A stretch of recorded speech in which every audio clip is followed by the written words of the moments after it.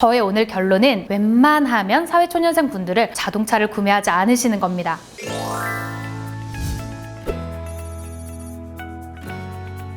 안녕하세요 차주님들, 중고차 구매를 도와드릴 이밀란입니다. 오늘은 사회초년생 분들이 첫 차를 구매할 때 가장 먼저 정해야 하고 가장 중요한 5가지를 말씀드리려고 해요. 20대 초반부터 30대 초반의 사회초년생 분들을 대상으로 만든 영상이지만 인생 첫 차를 구매하시는 모든 분들께도 유용한 꿀팁들 가득 들어있으니 영상 끝까지 시청해 주시길 바랍니다. 첫 번째는요, 바로 왜입니다. 가장 먼저 차를 왜 사려고 하는지 생각해 봐야 합니다. 성인이 되고 직장 생활을 하다 보면 하나둘 자동차가 생기는 친구들이 있어요. 그때는 차종에 상관없이 굴러가기만 하는 15년 된 세단만 있어도 친구들 사이에서 아주 인기가 최고입니다. 매일 지옥철에 타지 않아도 되고 친구들이랑 놀다가 막차 끊길 걱정 안 해도 되고 차만 있으면 어디든지 갈 수 있거든요. 그러다 보면 나는 차가 필요한 사람이다 라는 합리화를 시켜요. 출퇴근 교통비만 해도 15만 원인데 그럼 기름값이랑 비슷한 거 아니야? 승원이는 차 사니까 여자친구 생겼던데? 이런 좋은 점들만 결국엔 내가 차가 필요한 사람이다 라는 생각을 하게 만듭니다. 자동차라는 건 나의 액세서리가 아니라 교통수단입니다. 첫 차를 살 때에는 자동차가 필요해서 사는 건지 가지고 싶어서 필요하다고 생각하는 건지 이거부터 정확히 구별하셔야 돼요. 꼭 필요한 교통수단으로 구매하시는 게 아니라 친구 따라 구매하는 건 절대 비추천입니다. 두 번째, 바로 돈입니다. 차가 있는 친구들이나 언니 오빠들을 볼 때마다 이제 물어볼 거예요. 보라야, 너 차 얼마 주고 샀어?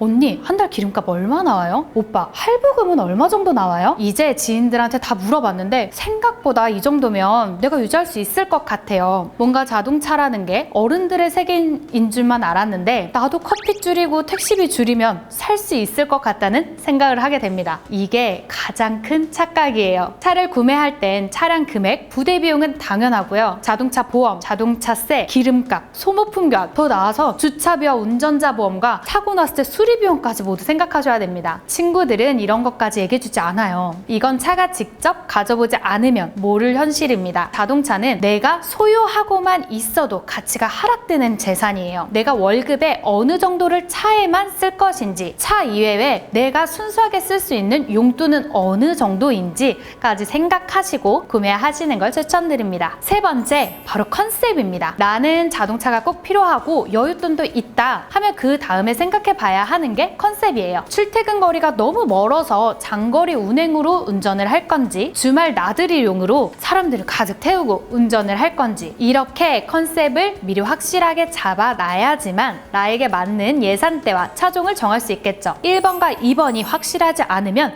컨셉을 정할 때 무조건 흔들릴 수밖에 없을 거예요. 나는 초보 운전인데 그냥 출퇴근할 때만 타도 될 것 같은데 하시는 분들은 풀옵션에 대형 세단이 필요 없을 거고요. 나는 주말마다 친구들 다 태우고 캠핑 갈 거야 하는 분들은 2열도 좁고 트렁크 공간도 좁은 경차를 타시기에 불편하시겠죠? 정확히 내가 이 차를 어떻게 사용할 거고 어느 정도 운행을 할 거고 얼마 정도 투자할 것인지 확실하게 컨셉을 정하셔야 합니다. 정확히는 이 차를 어떤 용도로 쓸 건지 정하시면 되겠죠? 네 번째, 소신입니다. 모닝 사러 간 사람이 그랜저 계약하고 나온다는 말 들어보셨죠? 여러분, 내가 차를 사기로 마음 먹었으면 전문가 말고는 물어보지 마세요. 아니, 사실 전문가들도 주관적일 수밖에 없기 때문에 내가 탈 차는 내 스스로가 결정하는 게 맞다고 생각합니다. 신차를 산다, 중고차를 산다, 경차를 산다, 세단을 산다, 무조건 야, 그거 살 바에는 이런 말 꼭 나옵니다. 그 조언이 정말 유익하고 현실적인 조언이라고 해도 나와는 상황이 다르기 때문에 꼭 맞는 말이라고는 할 수가 없어요. 때문에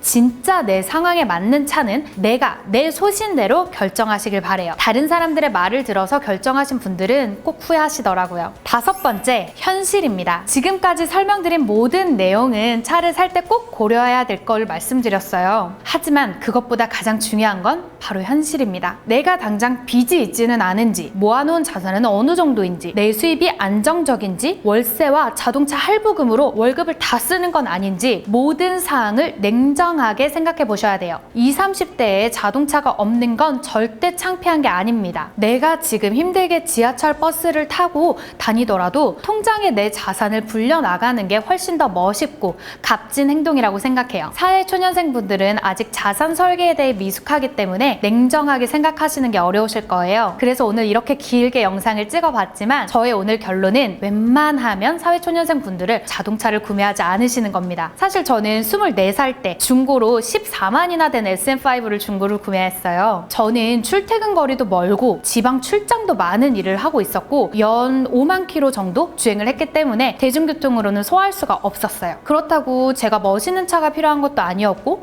사람을 그냥 태울 수만 있고 잘 고장 안 나는 튼튼한 차가 필요해서 구매 결정을 한 거기 때문에 후회는 없었고요. 결론적으로는 이 중고차를 25만이 될 때까지 결함 없이 저랑 같이 일을 함께 했습니다. 저처럼 자동차가 꼭 필요하거나 차로 인해서 수익이 생기는 경우가 아니라면 사회초년생 분들은 조금 더 저축을 해서 차를 구매하시라고 권장드리고 싶어요. 사실 제가 이렇게 말씀드려도 오늘 이 내용은 내 입장에서 객관적으로 잘 생각해보면 정답은 본인이 제일 잘 알고 계실 거라고 생각합니다.